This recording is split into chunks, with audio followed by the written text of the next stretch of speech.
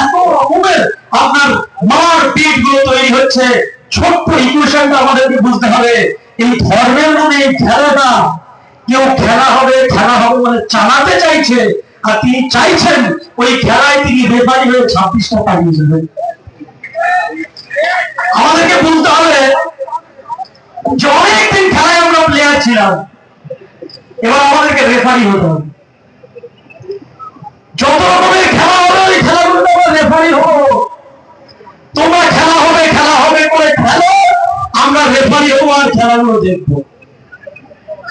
আর অনেকদিন হয়ে গেল এই পশ্চিমবঙ্গের মুখে নিজেদের কথা বলা, নিজেদের অধিকারের আওয়াজ তোলার জায়গায় মানুষের আওয়াজগুলো কেমন গলাগুলো বসে যাচ্ছিল, ভয় পাচ্ছিল মানুষ যে আমি যদি বলি তাহলে এই জায়গা থেকে আমার চাপ আসবে, সেই জায়গাতে আমার চাপ আসবে।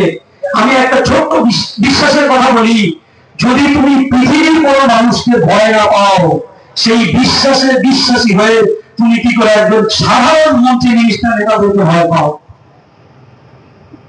নিজে থেকে বোঝার চেষ্টা করুন, এই সংবিধানের অধিকার, আমাদের মানুষ হওয়ার অধিকার, আমাদের প্রতিনিধিত্ব করার অধিকার।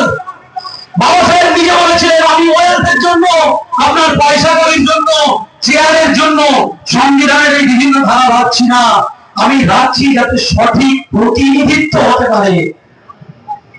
আর সেই প্রতিনিধিত্ব আজকে আমরা যারা দেখছি যে যত সম্ভব যাক না কেন, তারা গিয়ে ওই অনুমতি বক্তারা বলে গেলেন যে দাবিগুলো তুললেন সেগুলো একেবারে সঠিক দাবি এবং সেই দাবির সঙ্গে আমি একমত। কিন্তু আমাদেরকে যেটা বুঝতে হবে এবং সর্বশেষে